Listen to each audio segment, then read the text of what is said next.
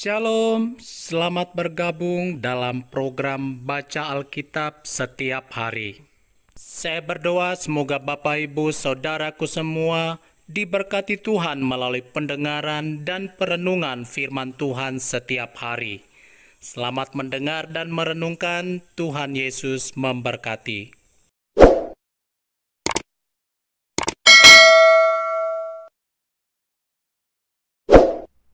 Ayub pasal 26. Jawab Ayub, siapa dapat mengerti kebesaran Allah? Tetapi Ayub menjawab, alangkah baiknya bantuanmu kepada yang tidak kuat, dan pertolonganmu kepada lengan yang tidak berdaya. Alangkah baiknya nasihatmu kepada orang yang tidak mempunyai hikmat, dan pengertian yang kau ajarkan dengan limpahnya.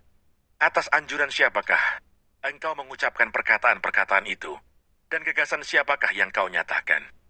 Roh-roh di bawah menggeletar, demikian juga air dan penghuninya. Dunia orang mati terbuka di hadapan Allah. Tempat kebinasaan pun tidak ada tutupnya. Allah membentangkan utara di atas kekosongan dan menggantungkan bumi pada kehampaan. Ia membungkus air di dalam awannya, namun awan itu tidak robek. Ia menutupi pemandangan tahtanya, melingkupinya dengan awannya. Ia telah menarik garis pada permukaan air, sampai ujung perbatasan antara terang dan gelap. Tiang-tiang langit bergoyang-goyang, tercengang-cengang oleh hardiknya. Ia telah meneduhkan langit dengan kuasanya, dan meremukkan Rahab dengan kebijaksanaannya. Oleh nafasnya langit menjadi cerah, tangannya menembus ular yang tangkas. Sesungguhnya, semuanya itu hanya ujung-ujung jalannya. Betapa lembutnya bisikan yang kita dengar daripadanya. Siapa dapat memahami guntur kuasanya?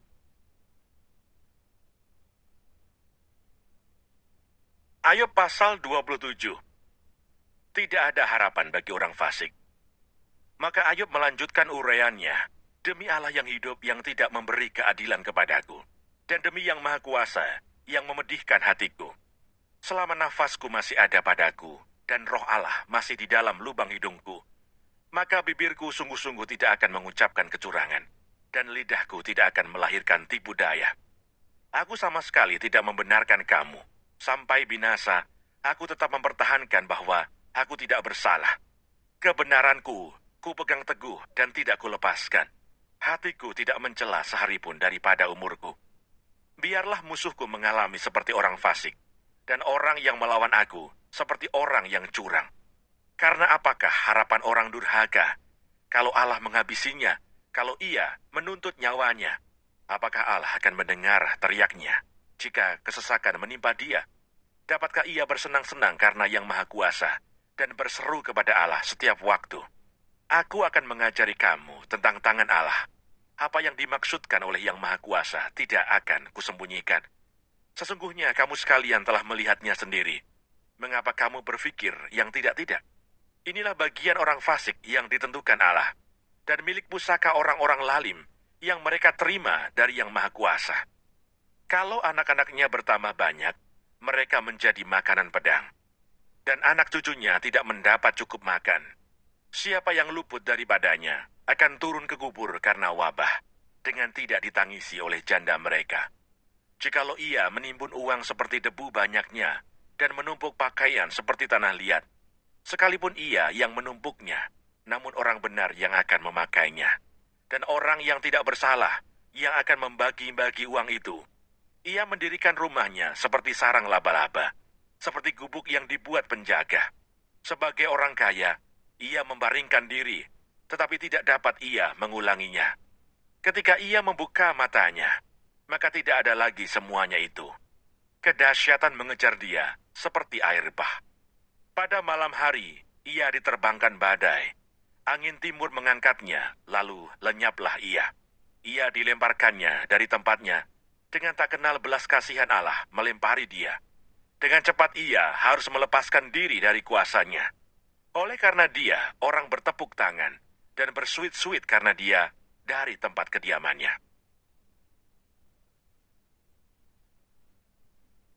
Ayub pasal 28. Manusia tidak dapat menemukan hikmat. Memang ada tempat orang menambang perak dan tempat orang melimbang emas. Besi digali dari dalam tanah, dan dari batu dilelehkan tembaga. Orang menyudahi kegelapan, dan batu diselidikinya sampai sedalam-dalamnya. Di dalam kekelaman dan kelam pekat, orang menggali tambang jauh dari tempat kediaman manusia. Mereka dilupakan oleh orang-orang yang berjalan di atas. Mereka melayang-layang jauh dari manusia. Tanah yang menghasilkan pangan, di bawahnya dibongkar bangkir seperti oleh api. Batunya adalah tempat menemukan lazurit yang mengandung emas urai. Jalan ke sana tidak dikenal seekor burung buas pun, dan mata elang tidak melihatnya. Binatang yang ganas tidak menginjakkan kakinya di sana, dan singa tidak melangkah melaluinya. Manusia melekatkan tangannya pada batu yang keras. Ia membongkar bangkir gunung-gunung sampai pada akar-akarnya. Di dalam gunung batu, ia menggali terowongan, dan matanya melihat segala sesuatu yang berharga. Air sungai yang merembes di bendungnya, dan apa yang tersembunyi di bawahnya ke tempat terang. Tetapi di mana hikmat dapat diperoleh? Di mana tempat akal budi? Jalan ke sana tidak diketahui manusia, dan tidak didapati di negeri orang hidup. Kata samudra raya, ia tidak terdapat di dalamku, dan kata laut, ia tidak ada padaku. Untuk gantinya tidak dapat diberikan emas murni, dan harganya tidak dapat ditimbang dengan perak. Ia tidak dapat dinilai dengan emas Ofir, ataupun dengan permata krisopras yang mahal, atau dengan permata lazurit. Tidak dapat diimbangi oleh emas atau kaca, ataupun ditukar dengan permata dari emas tua. Baik gewang, baik hablur, tidak terhitung lagi. Memiliki hikmat adalah lebih baik daripada mutiara. Permata krisolit Ethiopia tidak dapat mengimbanginya. Ia tidak dapat dinilai dengan emas murni. Hikmat itu dari manakah datangnya? Atau akal budi, di manakah tempatnya?